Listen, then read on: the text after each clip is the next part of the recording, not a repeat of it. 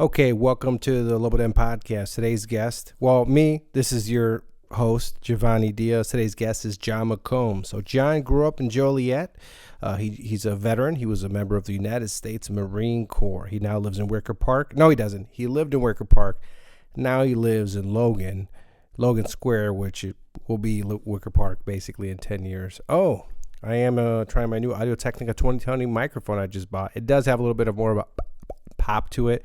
I didn't get the windscreen yet for it. I ordered it on Amazon. It's coming soon. So anyways, for you gearheads, DM me. I have the gear on the website, but DM me if you have any questions on it. Or call me. DM me and then call me. I'm not going to get everybody my phone number. Anyways, yeah, he went to Joliet. Kind of like a Waukegan. It was very similar. It was mixed Hispanic. A lot of Hispanics, a lot of blacks. Anyways, so Joliet is known for the prison. They shot Prison Break at one of the prison breaks. He did go to the University of Illinois. He wanted to be a pilot, right?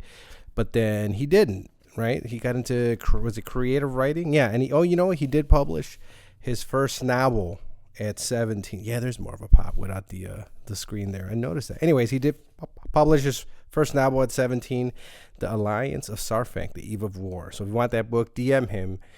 He makes money if you buy it from him instead of from Amazon. So we talk about how he got into writing, what he does into, why he wrote the novel. We got into a little bit into dating because I live in the suburbs. He lives in the city, so it's a little bit easier for guys in the city to fuck. We talk about hecklers, right? Proximity, right? It's right there. All the everything's right there near you. The food, the women. Anyways, talk about hecklers. Talk about the time where somebody almost shot me when I went to hang out with a girl. But what really upset me is I ended that night saying, "Have a nice life," and I felt that was petty. Not about being shot, but so he's starting a new podcast, Breaking Into Business, where for any comedians anybody who's interested in the more, I guess, business side of comedy, that's the podcast he is starting. And actually, I'm gonna release this in the morning, Monday. So the day, anyways, check it out. It's coming out the day before I release this, March 1st, with Joe Kilgallon, who producer CYSK and some other stuff. CYSK, if you don't know, is the most successful independent run comedy show, I think, in the world, I would say, at least in Chicago. He does run the Wild Comedy Club. His next show is March 29th. I'll put all the links up there. Also, I forgot to add this. I'm going to add this to the intro. I'm hosting Navigator all March, so March 2nd.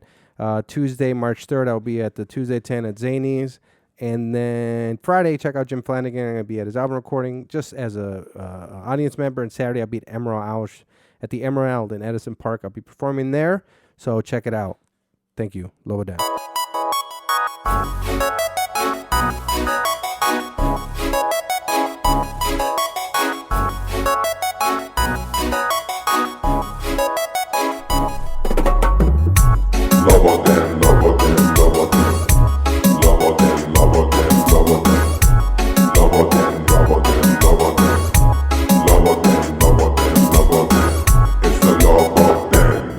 Started. Okay, welcome to the Lobo Den podcast. That we have our guest is John McCombs. Hello. Hi, John McCombs. Hey, what's up? Where can I say we're not your address, but where we're at? Yeah. We're at Logan Square, right? Yeah, we're in my my lovely apartment in Logan Square.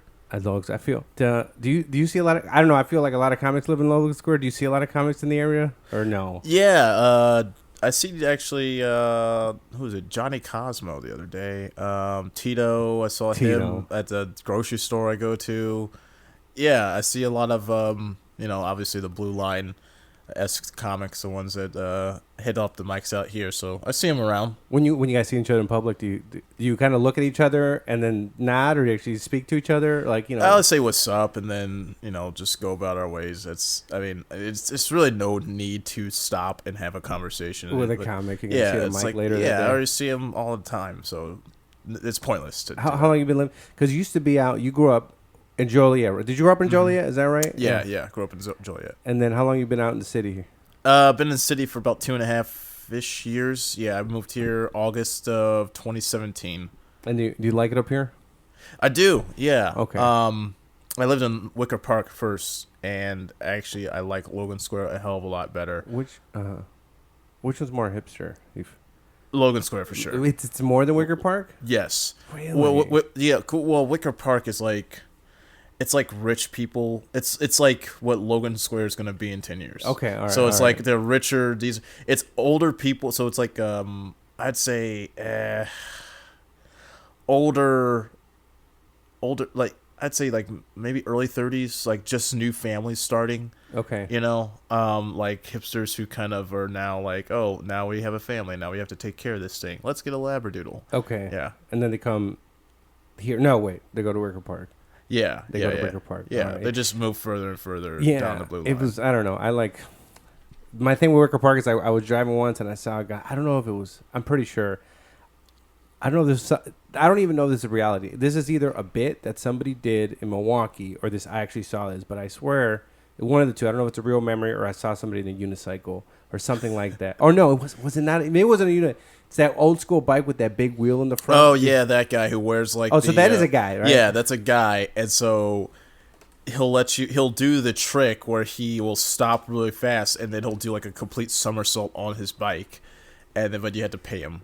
Oh, okay. So it's like it's like a street performer type dude. I wonder what his life story is. Where he came up. Like, how did he get to the point in his life where I got the big wheel bike now? What does Dad He's do? Wolf Larson in 2 years. Oh, Wolf Larson. Yeah. Yeah. Oh, I saw Wolf yesterday. Did you really? If people don't know, Wolf Larson is okay. He's on one of these episodes. I don't know which one it is. I can't. He lives more south side. I can't say. He didn't want me to say where he lived, or maybe the neighborhood. Where's Obama from? Where they're doing the library. Remember? I don't remember. Fuck. All right. Well, the University of Chicago is in that. Is that area? Hyde Park. Yeah, Hyde Park. I think I could say he's in Hyde Park. But he didn't want me to say other stuff. Maybe he didn't. I don't know. I swear he said I grew up in Hyde Park. Whatever. Okay, I'm not giving his address. Anyways, he's in. I bet he's rich. I bet he's loaded. No. Really? No, I went to his apartment, dude. Okay. It's smaller than that room. It's smaller than. It was tiny. He actually has an apartment. He has a little studio apartment. So basically he used to be he was a fisherman for a little bit out in Alaska, but basically started working on the docks. Mm-hmm. And he would save his money working on the docks, those 70 or whatever 80-hour days they do at the docks. Oh, he's definitely like witness protection. Like, he witnessed a murder and or committed something. Yeah, that's maybe. his new identity. No one works as an Alaska fisherman who's not ducking the law. So he would do the docks and then go and travel in like the India or Brazil and other countries, come back and he would just do that. And now he's Wolf Larson. So he's a spy. So now he's all hurt and he can't work, and he comes to our open mics and talks about Hillary Clinton getting fucked in the ass by or whatever the wolf. But he's not that extreme. Like it's kind of an act, on stage, because I try to show him a cup. The best part of Wolf's set is watching people who don't know Wolf. Oh, what's going on here? Yeah. As everybody's dying and they're like, who let this person on stage? They gave him a microphone. Yeah. It's just, he was at Game of Microphones? No. Okay. No. God, him doing 20 minutes? Holy shit. Yeah, I don't think. Has he ever been booked for anything? I wonder. I don't know if I've seen his name on a flyer. He did a roast battle at, what was it? Not... Well, Chicago has beef, and then there was the fire pit, Burnt. and burnt. Sorry, yeah. He did beef with I think it was Billy Dean. With Billy, or it might have been. It was Billy Dean. I think. Oh, okay. Pretty sure They put him against somebody more normal. I thought they. No, yeah. I thought it'd be more of a freak show. Essentially, what he did is just replace Hillary Clinton with Billy Dean in his jokes, and that was just him. That was him set the entire night. Getting fun, yeah. So Wolf Larson goes and just does it. He does a whole crazy story about politicians and just extreme sexual behavior, kind of peeing on each other and things like that. Yeah, mostly right. That's kind of his thing. He tries to incorporate a subtext of I don't know, class warfare or some shit like that, but it's really hidden deep beneath the dick and cum and pussy jokes. He's pretty extreme, but he's not that extreme in real life, because I showed him a video at Patsy's, and I was like, hey, you want to see his video? It was I don't know if it was one guy fisting two dudes, and then look, you have a WhatsApp, right? You travel. Yeah. Okay, so there's groups. Why do you have this on your phone? Hondurans. So Latin Americans, more Hondurans, they're they're in these group. I'm not Honduran. I'm Mexican, but I'm friends with them, right? Yeah. And they're in these group messages, and they'll send these. Okay, the main videos are death videos. People getting chopped up by cartels in Mexico.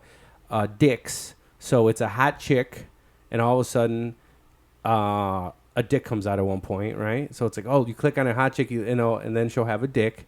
The other one is there's this big black dude with his giant hog, and then it's a picture or something, or it's a link. It's that link. Remember, like, oh, it's like a story. Okay, like, there was an explosion on I-94 right now, blah, blah, blah. Or it's like here or something. You click on it, and it's just this black dude with his giant cock. And then and then some of them are legit videos of like hot chicks, like, oh, okay. And what's the other one? And then just, those nasty videos were like somebody, like that particular one, I was trying to show it to somebody at Josephine's, his open mic in Villa Park, but I couldn't find it. I was going through my WhatsApp. I was like, where? And then I was like, oh, because the beginning of the video was some dudes on a motocross motorcycle. It's like, and they're about to do this jump, so you think it's going to be some cool trick or a death video. And then it's this guy fisting two dudes, and then I used to think he pulls out their, I don't know what their butts, or he pulls it out, right? And then I used to think he tied them together, but he just touches them. Yeah, he pulls out the thing, and then your internal whatever, and it comes out about this much, and it's about this big, and it's red. And I showed it to Wolf, and no, it's like it was too much for Wolf Larson. Yeah, so it's dude, on that, man. That's too much for any well-adjusted human being.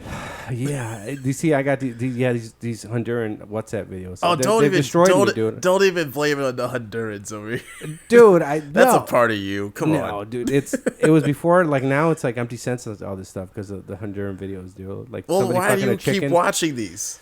Well, they don't start off like that. It was a motorcycle one. I thought it was a deaf one. Okay, right? this is a fool me once scenario. Okay, like the first time I get a video of two men fisting each other from a person, I'm like, okay, I'm not clicking any link you send me anymore. But the thing, I kind of think that's your thing now. There's enough videos where I do want to see the deaf ones. Those I don't know. I like seeing them now.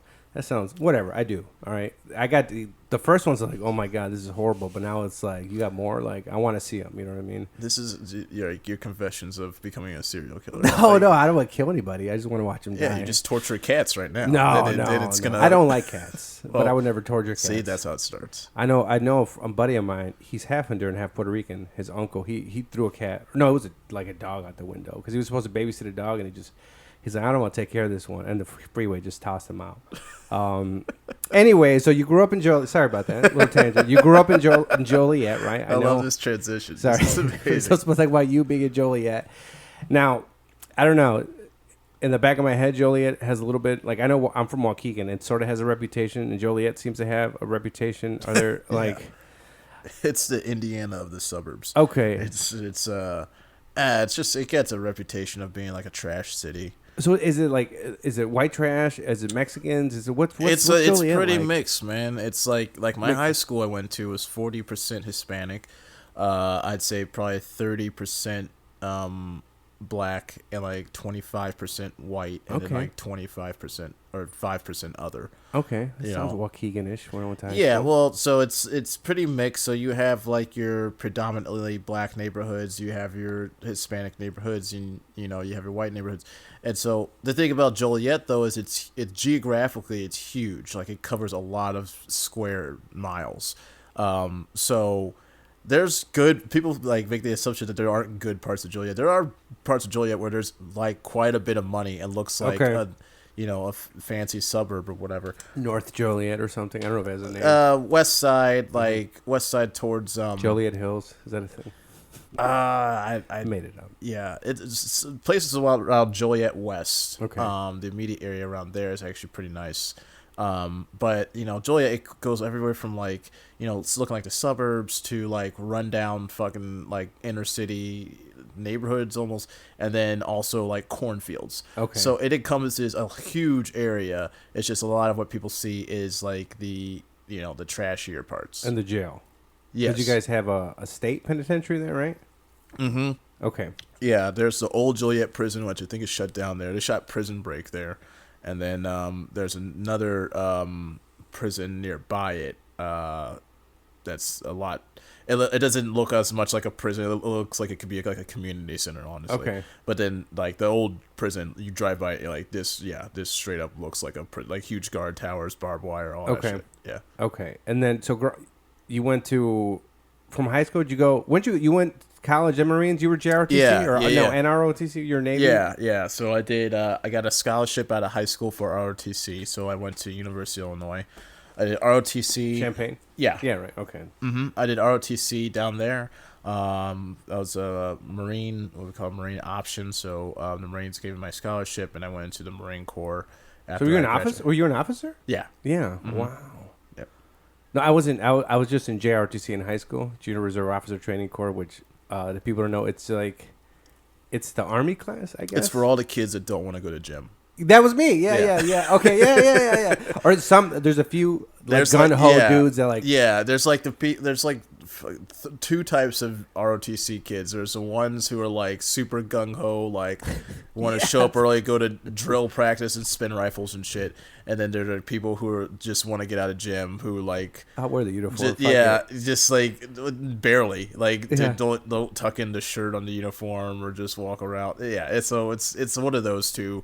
I lean more towards obviously the motivated type. But yeah. I was not. Yeah, I wasn't. Yeah, it was. I was. I don't know if I didn't want to dress or I didn't want. I don't know if I did because I showered once or twice with people in junior high. I wonder. I don't know why I didn't want to.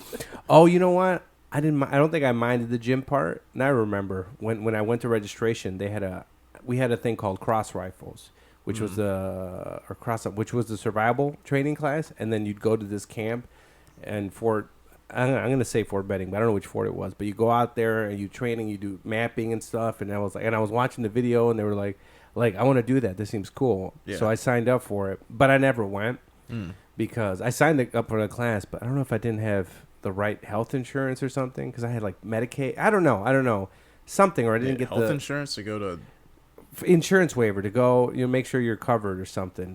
So you need to be covered, or I forgot why I did, or maybe I just didn't turn the thing in on time. That could be more what I did, but yeah, I just did JRT 4 years because I saw that video and maybe part of me was like, I don't want to go to gym. I think, and I remember how your life might have changed if we had Medicare for all. I know, but I had Medicaid. I might have just not signed it on time, to be honest with you, knowing myself. And then and I didn't go, but then I was in jail. But I did.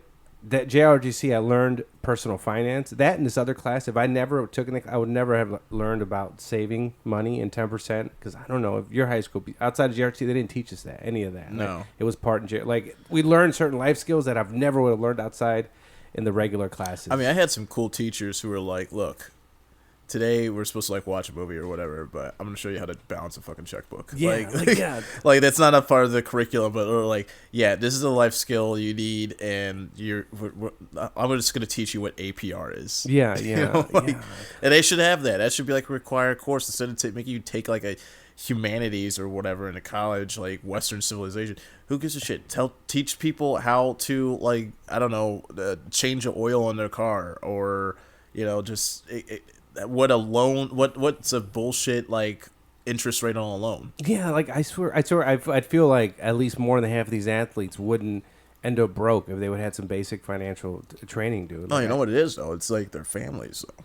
It's their families that come for them. Like when as soon as someone gets money, it just everybody comes out of the woodwork asking for shit. Yeah. And so a lot of these guys, especially coming from poor neighborhoods, poor backgrounds, everybody needs money. Yeah. So then they end up just trying to help everyone. And they want to live this lifestyle of like, like the things that people in that neighborhood. That's why, MC Hammer had a 40 person entourage or something. Yeah. But the shit that they like post or, the shit that's a mark of success in like a poor neighborhood is poor shit.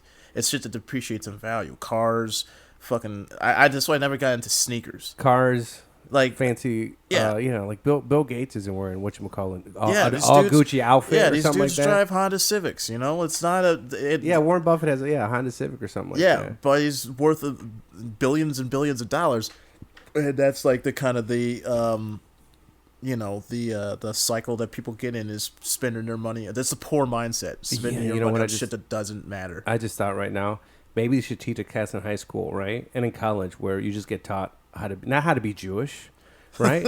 But kind of like, it's like, all right, this is what we do, guys. Mm-hmm. Or I mean, this is because I know all the Jews I know, dude, financially illiterate, strong family, big on education.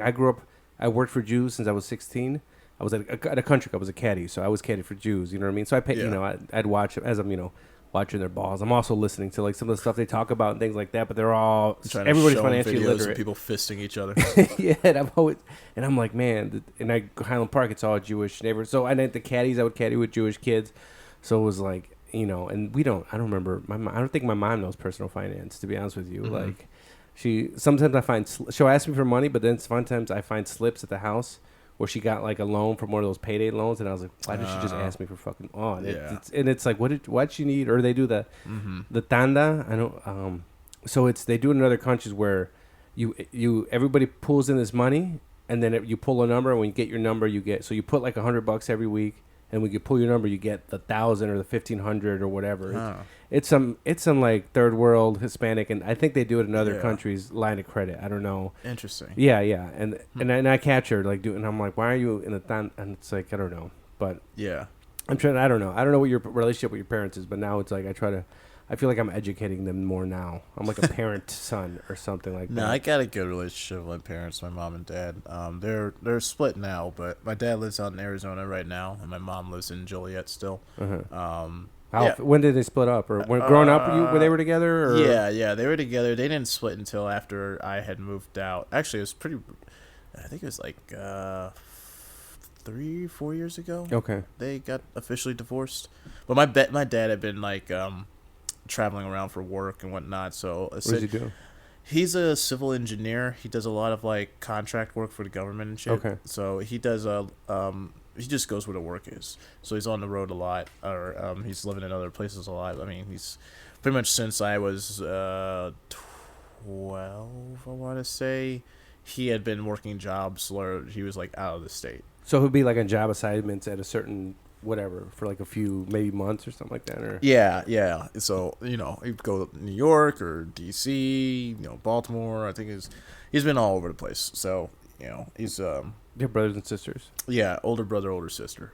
Older brother, older. Oh, you're the middle child. No. I'm the youngest. You're the older brother, older. Oh, okay. You're the youngest. Okay. Were your parents less disciplined with you? But it seems like you came out. Just people I know. Yeah. The youngest didn't come out. I am I say the least educated person in my family, but my family, everybody went to college and whatnot, but I have the least amount of education. Okay. So they did post college, not post. What, I don't know. Yeah, after postgraduate. Postgraduate. All right. I don't speak too good. Yeah. What do your brother and sister do? My brother, he I'm not sure exactly what he does now, honestly. You guys don't talk? No, we have very different personalities. Okay. With my brother, he's very much like, sometimes I'm introverted, but he's really introverted. Oh, okay. Like, he does not share anything about his personal life, really. So like a lot of times he comes home, like he still lives at home.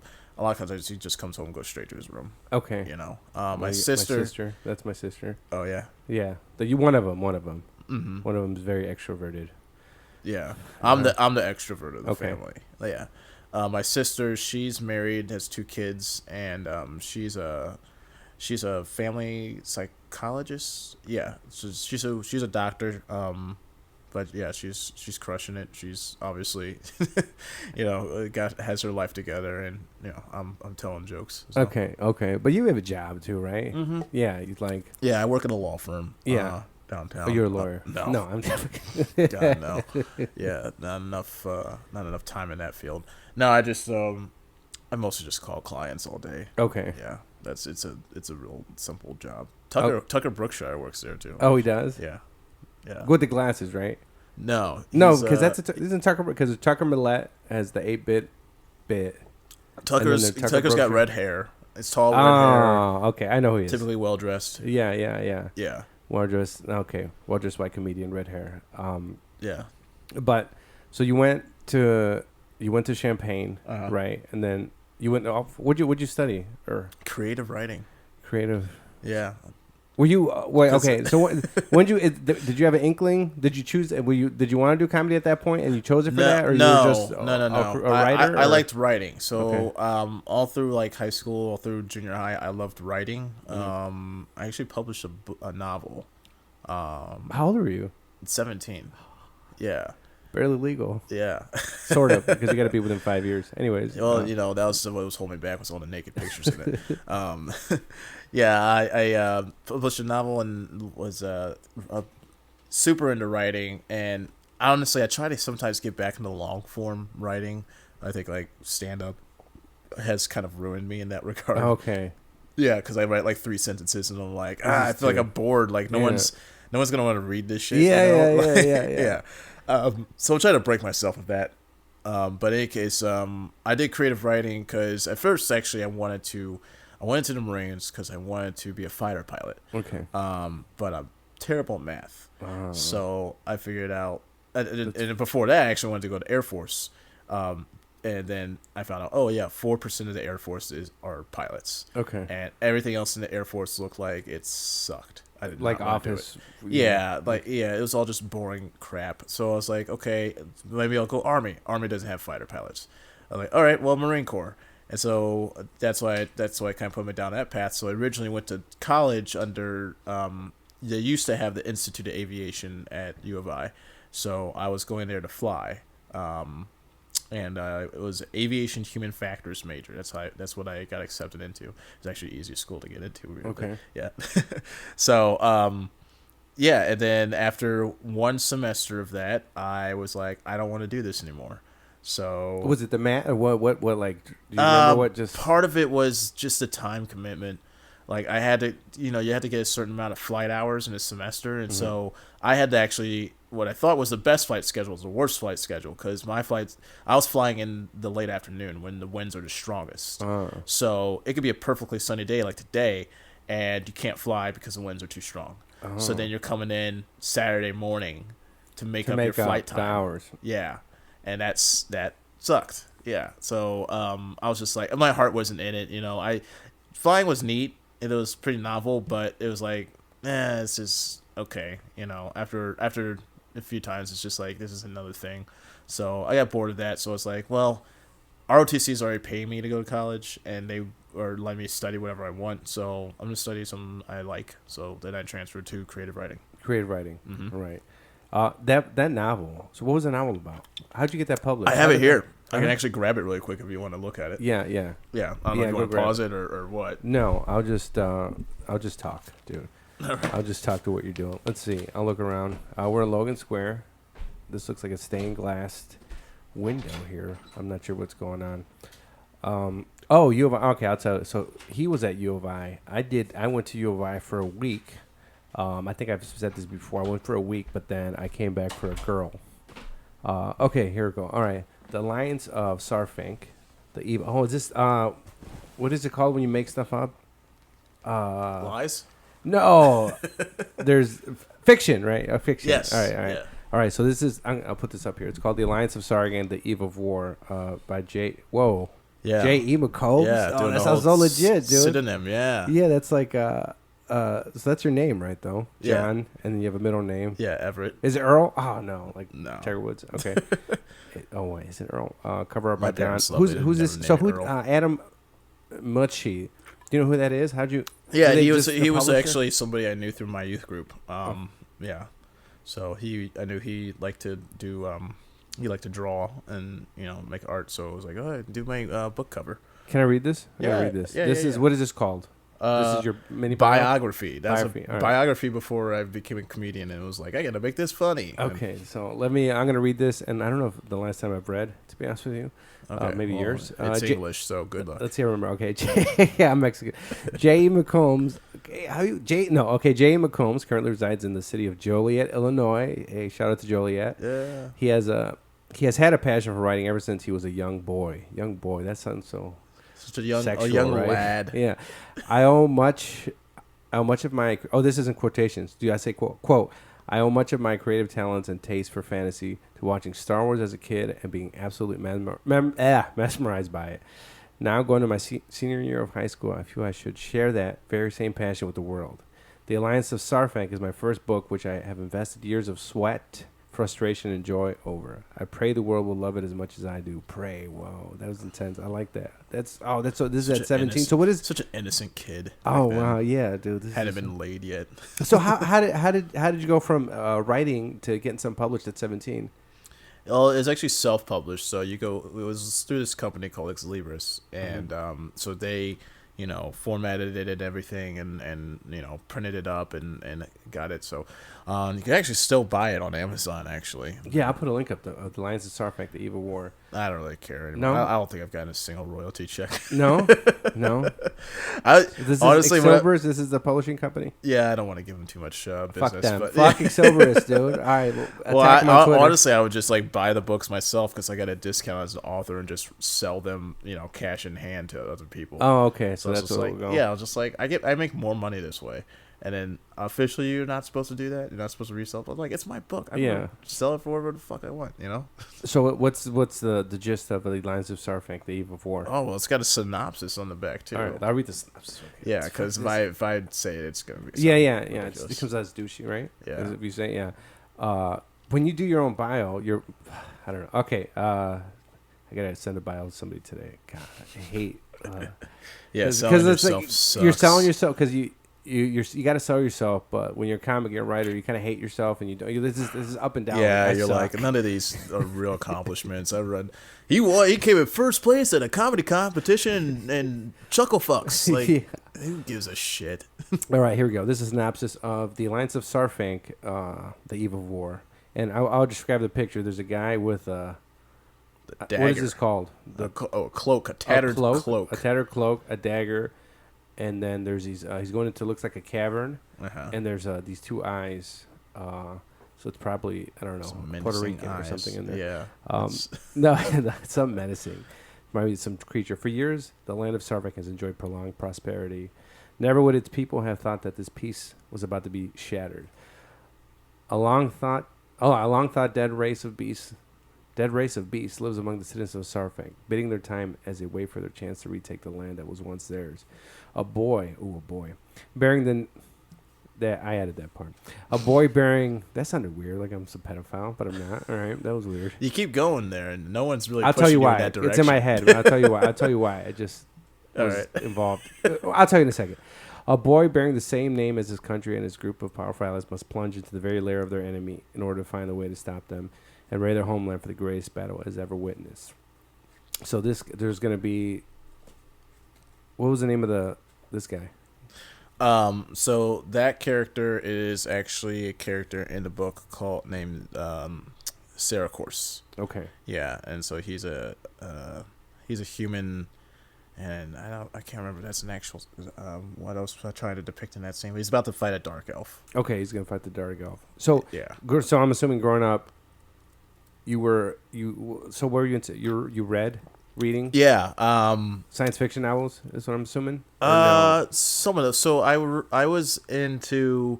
I actually played a lot of The Legend of Zelda and stuff. That was a lot of the inspiration for that book. Okay. I watched Lord of the Rings. I tried to read the books. I couldn't get past... trying to read The Fellowship of the Ring, it is a fucking bore. Yeah? Yeah, dude. It was 50 pages in. We're still in the Shire. I'm like, God damn it. Who cares how many parties they have? So I was bored of that one. I did read The Hobbit though, which I actually liked a lot better, but it's a children's book, so it is? Okay. Yeah. The J.R.R. Tolkien is you gotta want it for this one. Get out of here, man. I'll just watch movies. But one of my main ones I read was R.A. Salvatore. He's a fiction writer, and actually my roommate has a ton of his books, but I only read a handful of them. But that was part of the inspiration as well. And part of it was I didn't like where he was going with his novels, and so I was like, well, I'm just gonna write my own novel. That way I can decide. Because why do people like these characters? So I always like the characters in TV shows and movies that people were always the side characters that you got one any screen. You can think of? Oh, Yamcha. Okay. Yamcha on Dragon Ball Z. Okay. All my friends like Dragon Ball Z, and I've seen it, so don't know, but go ahead. But he was the weakest joke of a character, and as a kid, I thought he was so cool because he had a scar on his face, and he gets killed episode 2. Oh, okay. So he's done. All right. And what the fuck, man? Why is this guy the weakest one? So, yeah. So I'm not a pedophile. But that's what you start with. But is that on your dating profile? No, I don't. I delete those apps all the time. Mm-hmm. I don't think I have them right now. So FBI can trace you. I just don't. Man, I don't like getting catfish, kind of. And then so now it's like, honestly, I got to meet you in person. You know what I mean? And I don't live in the city. I live in the suburbs, so it's like either way. I don't know. I feel like in the city it's easier to use those apps because everybody. It's easier. It seems like it's easier to fuck in the city. I don't know, but I don't. Geography-wise, yes. It's because like people are closer. There's more people. It's closer to each other. Oh, dude, yeah. Especially, drive. I was like trying to for a while there. I was like, I went on a couple dates with a girl who was in Hyde Park, and I was like, "This is why everything is a Hyde Park to me in the Why am I doing this?" You know what I mean? I'm like, this is. But in the suburbs, it's like. Hyde Park from here is like what 7 miles, but in suburbs you're like, oh, I'm gonna be dating somebody who lives like 30 miles from me, and that's no big deal. But now I'm like, I've got, how much pussy is between here and Hyde Park? Like, to me it's like, if you live more than 20 minutes away from me, I can't. It's too much, dude. It's too. But or if you live not too, but I don't know. I'm trying to figure that out. But I deleted the apps. Yeah. I honestly, the only time I undelete them or reinstall them is. I'm coming back from a show or something, or maybe I had more than one drink. I really don't drink that much anymore, but I had 2, and then I'm kind of on this high, and it's like I wanna fuck. So I reinstall the app and I try to swipe and see if I can find somebody like that day. But then by the time I get home, it gets late, so I'll just install Tinder and I'll do that, and I was like, you know what? Let's go to Plenty of Fish. Fuck it. Who's live local? I don't give a fuck, dude. I don't give a fuck. That is the dude. last hope. I just go to Plenty of Fish and I go to like who's near me, and I see who's online, and it's like, okay, if you're online and you're near me, like, okay, normally I would never talk to you, but all right, fuck it, I'm DMing you. I love that they named their entire dating app off of. What you tell people when they're heartbroken. That girl go, oh, there's Plenty of Fish. There's a lot of other, fucking, you got to just lower your standards, man. You got to toss back all these fish. Come on, dude. Now. But you do need to lower your standards. You're going to get them Plenty of Fish. I don't know if you ever fucking, dude. When I first started, one of my first jokes was, I think I called it Plenty of, kind of hacky, but I called it Plenty of Whales / Plenty of Whales, Plenty of SingleMoms.com or something was my joke, but it's pretty accurate. Yeah. Not whales. I'd say monsters. There's some, I don't know. Plenty of Fishes. Have you looked through just that? Plenty of diseases. Dude, it's plenty of desperate fucking people. It's bad. And some. Nah, dude, the only one I was on before Tinder was OK-Cupid. Oh, okay. I did meet one girl through there when I was going to Spain. She was this Greek girl. So I met her and she was cool. But other than that, it was pretty much just like I either met people in person or it was like Tinder or Hinge. I never met anybody through Bumble. I don't know why people waste their time on Bumble. I downloaded it once, and then I don't know if it's because I'm Mexican, so I'm more misogynist than regular people, but I just didn't like that. I didn't have that type of control.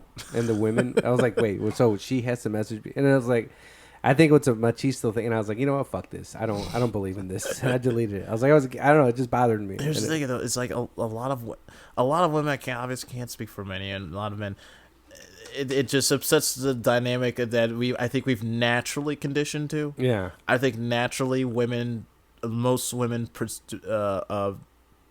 prefer to be not the initiator. Yeah.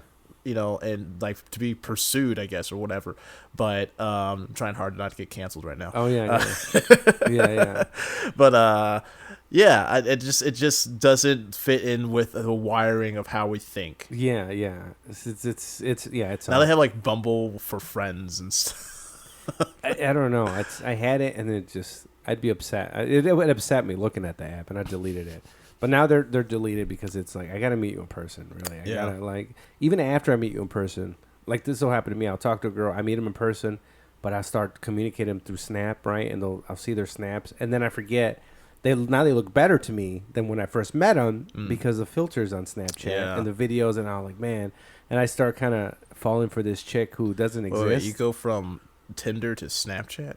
Well, Snapchat is I don't like giving people my number.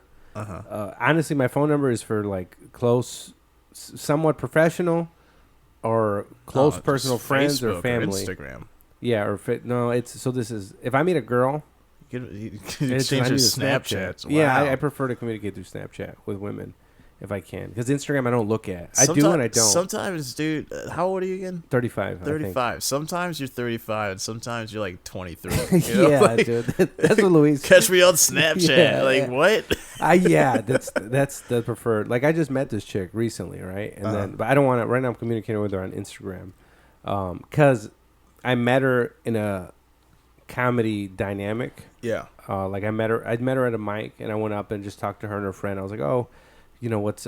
They were kind of not heckling a little. Oh, they heckled the other guy, but he did take. You notice this when somebody gets heckled. I don't know, and they go to anger. Yeah. Especially at a mic, it's like it never what it's. I don't feel it ends well where it's like you need to. You know what? I'm talking and blah blah, and they go to anger. Yeah. And especially when you're an open mic, it's like, man, I just feel like it's a losing battle. Like I paid. Dude, I totally got into it with a heckler last week. What mic? Oh, at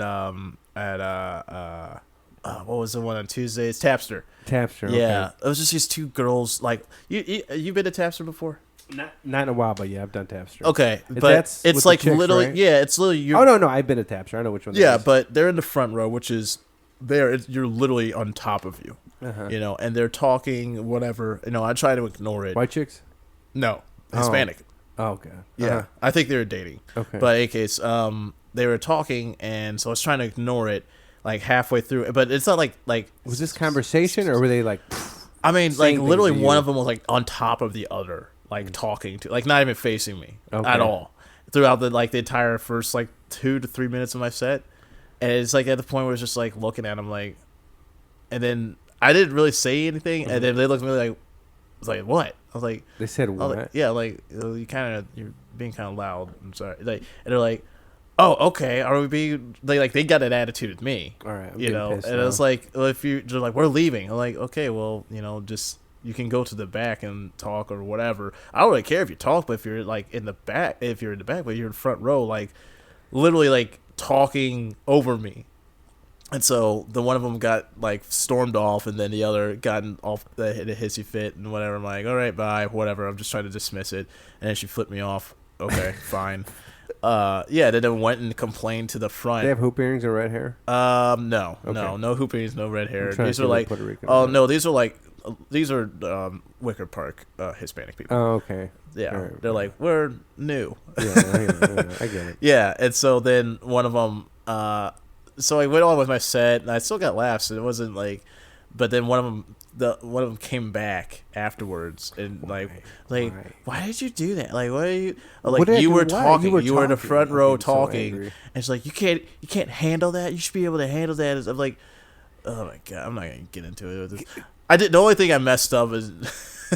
You call her cunt? No. No. The only thing I was like messed up with is like. It's like I tore Europe. Like I said that. I was like, oh, you said that? I'm like, why did I say that? Why did I say that? Like she gives a shit. I could be on Comedy Central literally the day before. It wouldn't have mattered, you know. Like she's trying to talk to me like I was some bullshit ass comic telling me how I should be able to do my job and shit. That's why that kind of angered me. But anyways, I just told her to go fuck herself. Goodbye. All right. I don't have a pen, so I can remember these two things. I don't think I explained why I'm not a pedophile. Keep going back to this. Then, I don't want to leave it out there. I'll go back to that. But that girl, when you say a comment, it comes out of your mouth, and it's like, why the fuck did I say that? Like, when it left, did you realize when you left, it's like when it came out of your mouth, like, why did I say that? Yeah. Immediately, I was like, oh, I shouldn't have said that. That was pointless and dumb. It makes me look really fucking like I got an ego about something I did that no one gives a shit about. That had me recent. Well, there's two I could think of. One that was recent, but the older one, there was a girl I was hanging out with, and basically I didn't get laid at the end of the night, right? And it all went. So we went to this bar it was her group of friends and my group of friends, and then first in the parking lot, the girls, I rode with them. Mm-hmm. We went to another bar, then they wanted to go there, so we went to this other bar, and I'm in the car with them. Before I get out of the car, her friend hits me at one point, right? Punches me, sort of, like lightly. Oh. She was just talking like shit. A playful thing? No, not really. Like, she was mad at me. this is why I think she was mad at me, because when we all first met, that girl, the girl who hit me, was attracted to me, and she was like kind of coming on to me and things like that, and you know, she's like, the things I would do to you. I think she was half black, half Puerto Rican or something. Anyways, but I wanted to talk to her friend who was ignoring me, of course, because I'm an idiot. And a friend kept ignoring me. And this is why Bumble doesn't work, literally in a nutshell. Yeah. So I just kept. Finally, this is where we finally hung out. We all kind of hung out, or one of the nights. Yeah. With the other friend. So the friend that initially was coming on to me, and I talked to her friend instead. She just was in a bad mood, and then I went talking shit about me. I don't know if she called me a bitch, but she hit me kind of lightly, and I felt that I was like, did I just get punched? Whatever, but I ignored it. Yeah. And then we get out of the car to go fucking to this bar. Now as we're in the parking lot, the girls get into it with these other girls. They're there with these was it some black and Hispanic dudes or whatever the fuck they were, but they like now the dudes now they're fighting with the girls. The Mexican chicks. But then they're with their dudes. This is just a Wednesday. This is Waukegan. Yeah, Waukegan and Joliet. I feel they're interchangeable. So they're like, I'm like, fuck, dude. And then the guy was like, now the guys are pissed off, right? And they're sending something about the smoke or pulling somebody hinting towards like, look, I'm gonna pull my gun out, right? And I'm like, fuck, why the fuck is this? But finally, I go talk to the dude. I go talk to the guys like, hey man, you know, no disrespect, blah blah, but these bitches are fucking crazy, you know. Yeah. I forgot. I don't think I said that, but it's like, in my head, I was trying to, you know, peacefully, like, I don't want to get into some fucking gun battle here. I don't want to get shot. And it's like, fuck, man. We didn't even go inside yet. So then, all right, nobody shoots me. We go inside. Now when we're going inside, right, I'm with the girls. The girl goes to this other table and starts getting these other Mexican dudes who have bottles, goes to them and starts getting drinks from them. And I was just feeling so salty. I was like, I'm looking at my friend like, what the fuck am I doing? Like, God damn it, dude. You didn't say that when you were about to be shot, like yeah, that too. You did escalated there, and you're like, "No, I'm still good. I should have left. This night can still." That's where I should have been. Well. Like, but like we're across. We're about to go in, and it's like, all right, this is over. Let's just go in. I guess you know it sucks. I hate trying to get late sometimes because it's like at least me. Because it's like if I wasn't trying to get late, I'd be like, let's say I had no sex drive at all. I'd be like, okay, this is insane. I just got punched. Somebody tried to shoot me. I'm not gonna be around these people, but then when you fucking kind of want to get laid, it's like, all right. I think Louis has a bit about this, about ignoring that part, and it's like, you know what, you get so much done. Yeah, yeah. It's like that's why I envy Andrew Shanklin, man. Because he doesn't have that thought. I'm kind of now. I'm on a 1 a month thing. If I get laid, like I got laid. Are we in March? No, we're in February. I got laid. So I already got laid in February. So now it's like, I'm done. I don't even try to get like. I'll wait till March, dude. I don't even think about it. It's like so I can get shit done, right? Because I can go off the deep end. So we go in there. We go into she's getting shots from another dude, and it's like fuck, right? And then the end of the night goes, and then now she's trying to go home or go to a party with those dudes, right? And that's when I should have like been. I'm going home. I took this L. It's a learning lesson, but then I'm trying to force it. Where I was like, all right, you know what I'll do? I'll go to this party, right? This is the 23 come out. This is how a 23-year-old thinks. You're 35, Giovanni. What the fuck are you doing, man? This is the guy Luis Arevalo doesn't like. So you should be at home reading a book, falling asleep to C-SPAN, dude. Yeah, not. So then I'm like, in my head, I think, all right, I'll keep going. I'll go with her. We'll go to the party. And then I'll try to still somehow get laid, right? I mean, maybe... Now I'm trying to compete. I'll compete with this guy, and I don't know what the fuck I'm doing. So finally, we don't even go. I go in the car with her, and then I go to take her to the party, but then the guy's like, I'm answering, so we don't. And I'm with her other friend who threw up at one point, and now I'm in her car, so now I'm just like, just fucking take me home, right? So she takes me to my house, and it's like, all right, I think she's gonna go back to the party because she wants to go fuck this other guy. Yeah. And I should have been like, all right. And this part pissed me off, right? I'm getting out of the car, and I can't believe I said this. It's so embarrassing. I get out, and I should have been like, all right, have a good night, whatever, and just been a man about it. But I said, oh, okay. I was like, good night. I was like, have a nice life or something like that. Like, oh, I hope you have a nice life. Like, I don't want to see you again, but I just felt it was such a petty thing to say, and I don't know. It's still. How'd she take it? Huh? How'd she take it? She probably just like, this bitch. Like, dude, get out of my car. I'm trying to get laid. Just like, I don't know. I just felt it was petty. And the other one was yesterday in Greensboro, after the little independent show I did in Greensboro, North Carolina. I was out with the comics, and then I was talking to the headliner, and he asked me, we're talking about maybe doing a podcast down there, and he asked me, "Oh, do you smoke weed?" And then instead of saying like, "Oh, sometimes," because I sometimes smoke weed, my response that came out of my mouth was like, "No." I was like, "Not really. I'm more of a coke guy." And then as it came out, like, I don't have time to explain like, "Oh, I do coke, but sometimes when I like Adderall a little bit that can help me work, but I don't really do it." I can't. That doesn't. That his doesn't. eyes just light up. It's like, "Oh, buddy, let me like tell you." Yeah, it's like it comes on like, came look, to the right place. Yeah, I'm like, hey, no, I don't smoke weed, but I do this other drug that's associated with fucking people asking you for money, and it's like, I don't know. So those are my two. There was something. Oh, I'm not a pedophile. This is why I'm not a pedophile. The pedophilia was in my head because you don't fuck children. Oh yeah. That's that's pretty much how you don't become a pedophile. Yeah. But earlier there was some stuff alluding to it because it was in my head because I just went to a Catholic Godfather class for my niece, right? And there was a guy who's a deacon. He was there, and he was telling us about the ceremony. We're going over like how to, the ceremony. He's like, and the thing about us in the Catholic religion, we're very touchy-feely. And I'm like, did he just use those words? And he used it 5 more times. Like, okay. And then this part of the ceremony, I'll put my hand on the child because, again, we like to be touchy-feely. I literally just pictured like Joe Biden dressed as the Pope. More of a beard, a little chubbier. Yeah, more of a beard and the thing. And I was just sitting there. He said it like 5 more times. Like I wrote it down. He's like, okay, and here I'll touch your ear because again, we like to be touchy-feely in the Catholic religion. He said that like 5 times with a straight face, and I was like, do you not know what happened like the last whatever year? So I don't know. I'm not a pedophile, and that's it with that part. But Catholic Church left you with a lot of unresolved feelings. It's just been in the back of my head, like this, because I'm picturing like, really, did you say that 5 times? Are you talking about touching children? It's like this is where it touches ear, and then he was touching somebody else, and I was using the word touchy feeling like it was. Maybe you should get into the church, Giovanni. Huh? Maybe you should get into. Well, I don't really believe in God, but you know what I mean. But it doesn't I still matter. Go. Huh? Yeah, it doesn't matter. Nah, fuck the church. I went in it for the money. No, I went to Joel church. Osteen. I'm done with church. I went to church for 3 months last year for a girl.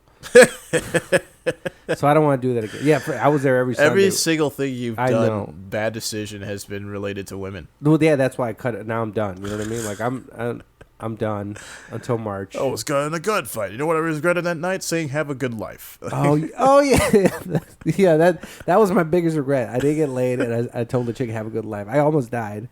And I spent $250. If you got laid at the end of that story, you'd be like, "That was a good night." Yeah, dude. So now I've channeled my inner Shanklin. So now once I get laid, I'm like, I'm done. What a low bar we have for like having a good night out. It's like if someone touched my dick, that was a good night. Like, that's it. You could have gotten the shit kicked out of you. You could have gotten robbed. So, but so long like at the end of the day, someone like put their mouth on your dick, you're like, I can do that again. Yeah. So that's why I'm back to this Zen. Like it's just how men think. By the way, if any women are listening to this podcast, I don't know how many women listeners you have, but Nicole, what's up, Nicole? Hey, Nicole. Yeah, this is literally how men think. Is if as long as someone touches our dick at the end of the day, we're in a good mood. Yeah. That's really it. Fortune. So now I'm the new. Now I cut off women after I get laid. I'm kind of done. As far as trying to get laid, I don't try to get laid the rest of the month. You know what I mean? If it's kind of there, I'm like, all right. But then that way, now after my exercise, I'm more focused. So but March is coming up. Fuck, man. You know what I do? Huh? I just become a better comedian. Yeah. And then women throw themselves at you. You see, I don't know. I don't like to talk to women at show. I don't know if you get this. Here, what's the name of your? Since we'll get into the business of comedy, I'll lead into this. You have a new podcast coming out. What's the name of the podcast? Breaking Into Business Show. Breaking Into Business Show. So it's talking about the business side of show business, show biz and the comic side. So this is the thing with me. So I feel I have a rule. I don't date comics, right? I don't fuck comics. Yeah. I did once or twice, but that's it. I cut it off. First year, and I was like, and luckily everything turned out okay, but it definitely couldn't. And when I'm at a show, when I see women who are at a show, I feel like this weird, like I feel like it's work, so it's like, man, I don't want to come off as a creep, even if it's an audience member. I have fucked some audience members. Yeah. I'm not gonna lie. I feel like I've done all the work already when I'm on stage, in all honesty. Because, I mean, of the ones that I've talk to like after shows and whatever, it's always because I killed on that show. So they're already like I'm already like got my foot in the door. They already like me. They already, think I'm funny. They're already at least interested in me.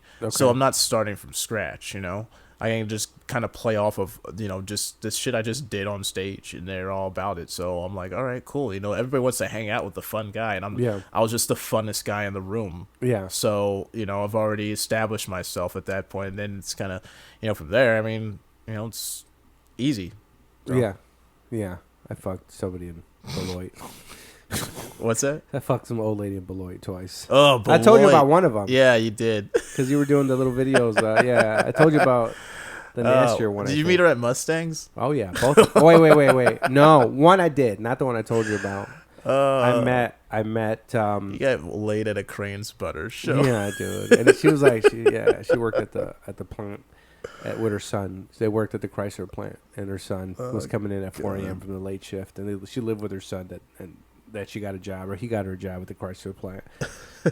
She was older, dude. She was old. Like, she's like, in the morning I came in her because she told me she couldn't have kids. She has menopause. Or she was post, I think. Giovanni. Her 50s or 60s or something like that. But she had some big knockers, so like she caught my eye. Because I did this joke, and I was like, hey, who's single in here? And I saw her raise her hand, and she was sitting by herself. So it just kind of clicked in the back of my head, and I was just like, okay, I'll see you after the show, maybe.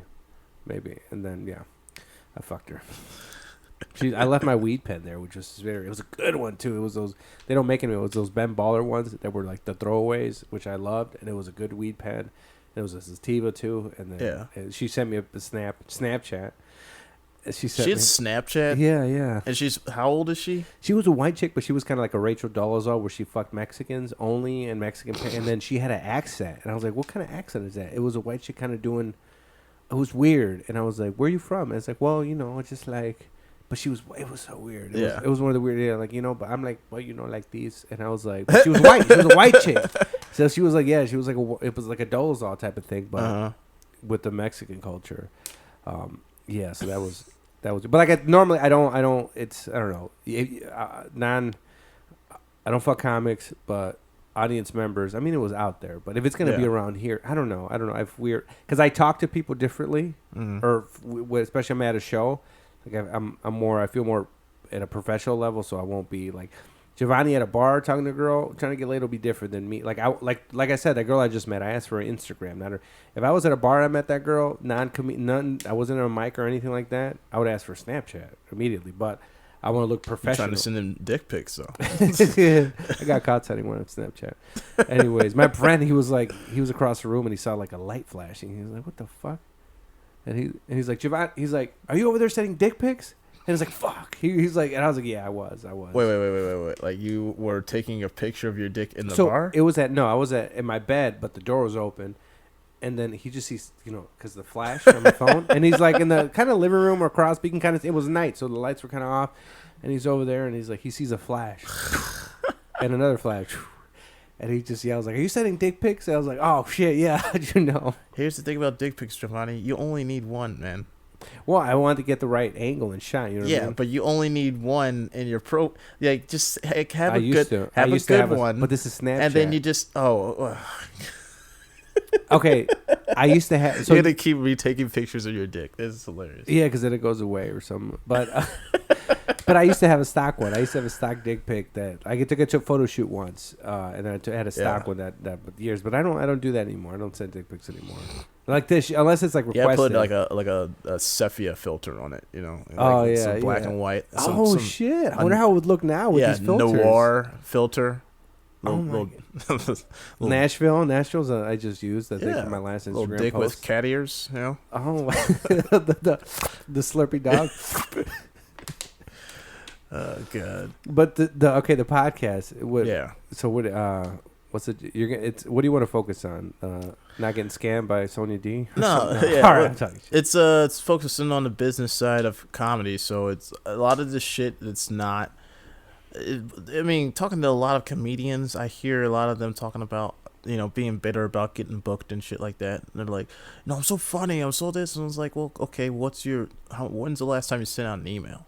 When's the last time you updated your website? When's the last time you did all this shit? And I don't think about shit like that. Yeah. And that's, the actual comedy part of stand-up comedy, when you think about all the hours you put into stuff like, sending out emails or driving to a gig or all that, actual stand-up comedy itself is like 10% of this, especially if you want to try to have any kind of success in this, so it's not just being funny, it's also being able to sell yourself to get opportunities to be funny. So I want to try and explore that aspect. I mean, a lot of this stuff I learned and I know, but it's over like 9 years of doing this that I figured out, how to promote myself, how to, look appealing to, a club booker or something like that. So I want to use that knowledge and interview the people who have knowledge about those different aspects, who are, more experts than I am in it. And so people can listen to that and get an idea of, this is what it takes to run a successful comedy show, or this is what it takes to, book a tour or something like that, Yeah. So I feel like, for me, I feel like I learned a lot of that, or I felt, when I produced some shows, it's like, oh, then it opened up my eyes to like, oh, okay, this makes more, like, I remember when I was younger, I was like, man, how come this person isn't booking me or this? And then I remember I produced a show and it's like, oh, and I was on the other side. Yeah. And all these things clicked that I would never have thought of before. Like, a room or a lineup, like, okay, this lineup or this room works together with these people, or like the ones I had over there were kind of more ghetto rooms. So it's like, I can't have, there's certain comics that, I like and I think they're funny, but I can't have in this room. This room is, these people are morons. Not morons, but they're like, we want to dance. Or something. There are definitely like different styles that work with different, and certainly some comedians who are great, for what they do, and they're specialized in what they do, but they don't have they have not built up a skill set to be able to work outside of that structure. So I say it's like trying to have Mitch Hedberg host. Yeah. He could do it. He could do it, but like, if you're gonna put him in a room full of a bunch of black people, some rowdy ass black people from the South Side, you're gonna have Mitch Hedberg, one of the best comedians, come out. What's this white boy saying? Yeah. You can't even make eye contact with us. No, that and it's so you did 2 tours in Europe, right? Yes. Comedy tours, right? Yes. Yeah, comedy tours. Yes. You did. So the first one, did you book? Did you book it? How'd you, like, where just like, I want to go to Europe, or you did some shows, or how the first one start? Yeah. So once I got out of the military, I had a lot of money saved up from like going on deployments and shit. So I was like, take a little time, just go backpacking a little bit. So I did 2 months.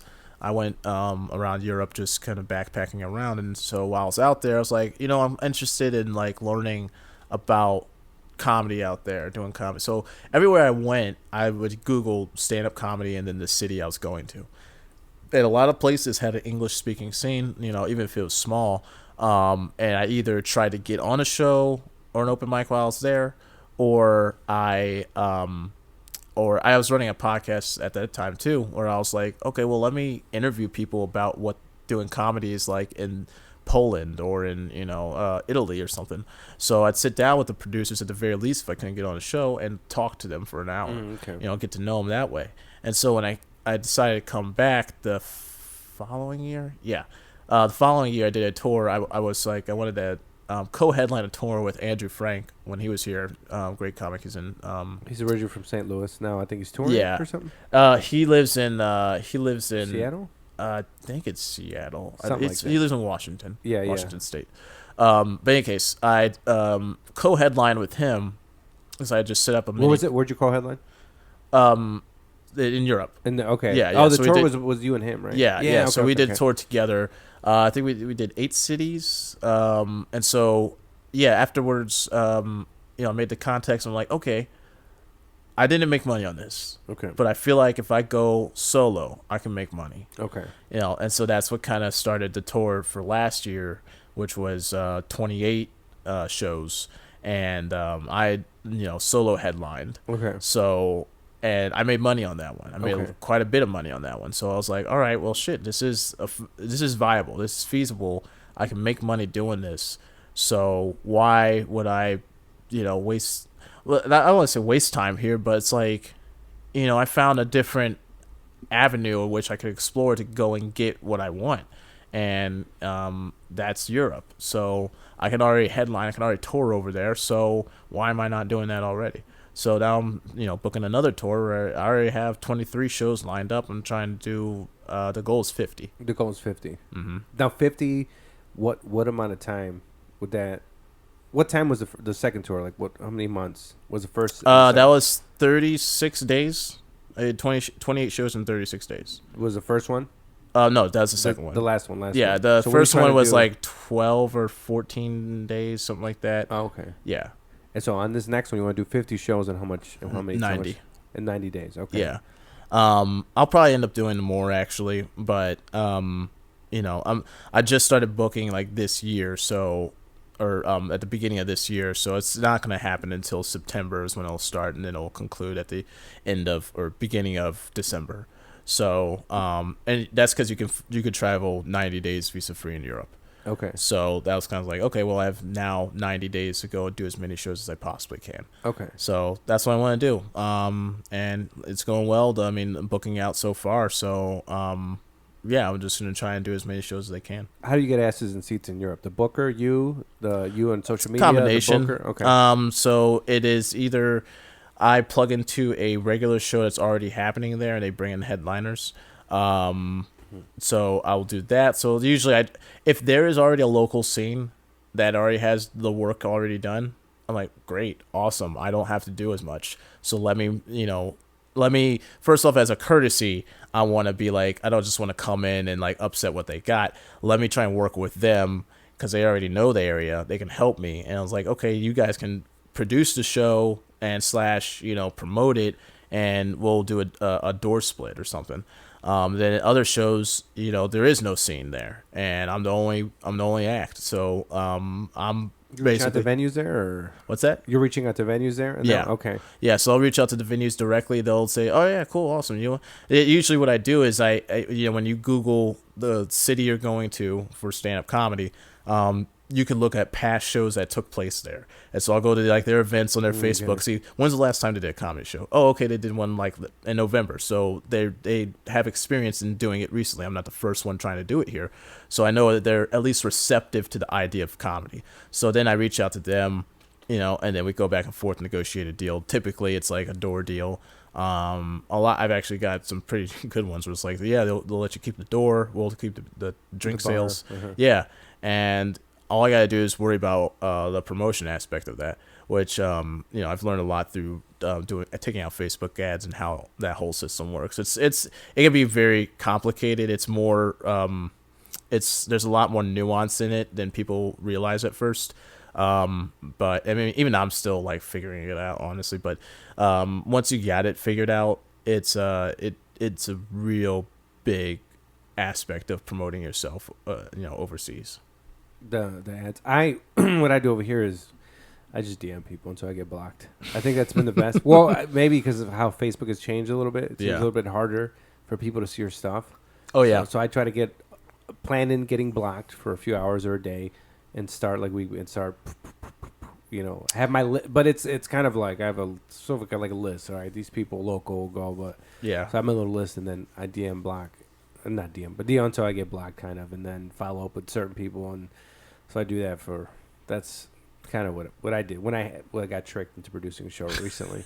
I wasn't supposed to produce. I was like, hey, Joe, we just need you to host and book the comics. We'll take care of the rest. Mm-hmm. And then it was like a week before the show. I was like, nobody's doing anything. I was like, fuck. So, and that's like, I can't, I have certain comics on there that, are bigger in the scene. I was like, I can't look like a fucking idiot here. So I was like, time to ramp it up. So yeah, the last few days. What, you got advice for comics? All right,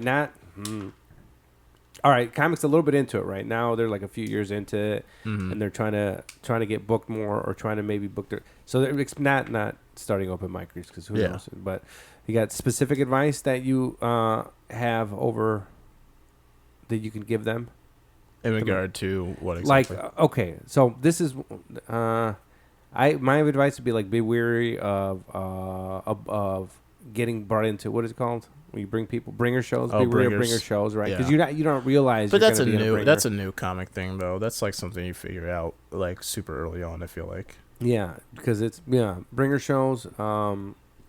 What's the other one? That's it. Competitions. Huh? Oh yeah, competitions, right? Yeah, Which comedy are- competitions. Yeah, which are also bringer shows. So, Essentially. yeah, comedy competition is basically a bringer show, right? It's I remember recently I got hit up for one. And it was like some dude hit me up, and I was like, oh, okay, yeah, I'll do your thing. And he's like, all right, okay, here's the competition, and there's do they have, the one he had a fee, like if you pay $50. Oh fuck that, yeah. Or if you bring As soon 5 as I people. hear that, I'm out. Yeah, that was I messaged him. I was like, oh, sorry, but good luck. But I'm not gonna do that. Yeah, any kind of. I don't necessarily have a big a problem with the idea of a competition itself. It's just like usually the people who win the competitions are just whoever brought the most friends, which is typically the most inexperienced comic in the room. Exactly. Yeah. Yeah, and I've literally lost competitions to people as their first time and they barely spoke English. Yeah, I kid you not. Where was this at? Yeah, this was at U of I. This was when I was going to school at University of Illinois. I was about 3 years in comedy, and I was doing a competition, like a student, union competition, whatever. Uh-huh. And so, I've been doing, my set out in like actual, Champaign Urbana, not just like doing these dumb student shows or whatever. Mm-hmm. So, we're doing the competition. It's like a judge-based competition too. Okay. So thinking, okay, this is just like give it up for whoever you thought did the best, that stuff. So I do well. And then some girl who's like, I guess a foreign exchange student from China or something, just studying in the United States, and she goes on stage and she has no jokes, but she is adorable. She does her cute little. She starts a joke like, and then this time I was walking. Like that's the whole little Asian girl would giggle, and it's fucking destroying. It is. The room is losing its shit. Wow. She just, the more we laughed, the more like flustered she got, and her being flustered made her cuter. It just it is just and she's like oh my god, Is she attractive? I don't think so. I don't really remember, honestly, but yeah, they showed she won, and I was like a little beside myself. I was like, are you guys fucking serious? Like, can you tell me a single joke she did? Because I don't know, besides her laughing up there. Like, so I was like, oh, these are bullshit. These competitions are complete bullshit. I did some. Well, this is what I learned from them. I did one where I was like, I'm gonna try to win, and then I was like, after doing it, I was like, okay, I'm not doing that. If I get booked on another one, it's like I'm not gonna quote unquote try to win. I'm gonna do what I want to do, basically on stage, and that's kind of what I do now. Somewhat, I adjust to the room. I look at the audience, adjust the room, and I do what I want to do. I just do it for the networking afterwards with the audience. Like usually it's a bunch of people in there who don't usually go to comedy, and if I can get some Instagram followers out of it, great. You have business cards? What do you do? I do. I have business cards. They actually don't have my Instagram on there. I need to get new ones. Yeah, I got to get new ones too. But I guess in terms, going back to your original question, in terms of like advice I would give to people, I'd say stop doing what everybody else is doing. Yeah. So many people, and especially Chicago comedy scene, don't think that comedy only exists in Chicago, and it doesn't. It is all over the world, So literally, there's comedy happening in sub-Saharan Africa. There's comedy happening all over the place, So to get all caught up in your feelings about shit that's happening in Chicago is stupid. It is absolutely ridiculous, and stop being like flustered, be like, why won't they book me at this club or this club? It's like, well, there are 3 clubs in Chicago, 3 big ones in any case. Why not go to Milwaukee? Yeah. Why not go to Gary? Why not go to all these other cities that are like a bus ride away? So just stop focusing on trying to do the things that everybody else is doing, because nobody who's famous in comedy got to where they are by doing what everybody else did. Mm-hmm. So stop. That's why I went to Europe, man, because and now I got whatever small amount of clout I have, I mean, you told that girl. But that's what people. But that's no. Yeah, But amongst other comics, though, at least that's what people remember about me. Like people I haven't even met, they'll be like, "Oh yeah, you did Europe, man. That was crazy. That was awesome." So like even just that, just shows that I'm doing something that's different than what other people are doing. So it catches people's attention. So just do shit that not everybody else is doing, no matter what it is. Yeah, do that. And then here we're getting towards the end, so let's plug. When is the podcast? When is it? Yeah, our first one's gonna be March 1st. I'm gonna sit down with Joe Kilgallon. We're gonna talk. Well, unless he cancels or something. But okay. Unless he cancels. Yeah. I got canceled yesterday. No, not like cancel culture. Yeah. I mean that's coming. But of course. But somebody canceled. But I might reschedule. Yeah, but our first episode, I want to talk about producing a successful indie show. So he's one of the producers of Comedians Should Know. He used to help produce at the Whip when he came back from Chicago. He produced the Comedians Should Know in L.A. and then he's done a few albums, right? Yeah. And then you have an album too, right? I don't have an album. Did you? You did a recording though, right? I shot a trailer. So I okay. used that 1 hour special I was doing to shoot a trailer. Oh, okay. So I was like, why would I don't want to care. I don't care to put out an album. Yeah. It's honestly another one of those things where I'm like, why am I doing what everybody else is doing? Yeah. So I don't know. At some point I'll probably end up doing an album, but right now I have no plans to. I don't really care to do it. So Yeah. Do you have? What's your social media? At John McCombs Comedy on Instagram and Facebook. So McCombs is McCombs, right? Yes. Yeah, and I'll put it up there. And then so this one next Monday this will come out. So I don't know if anything you want to plug, and then because it'll be next Monday. This is coming out. Yeah, that's about it. I mean, I produced a show in Evanston, but that one will have just passed. So the next one after that will be March 29th. March 29th in Evanston. What is it? I forgot. Wild Comedy Club. Yeah. Okay. Do you produce is this you and Paul Miller still or no? Me, Paul Miller, and Jack McWilliams.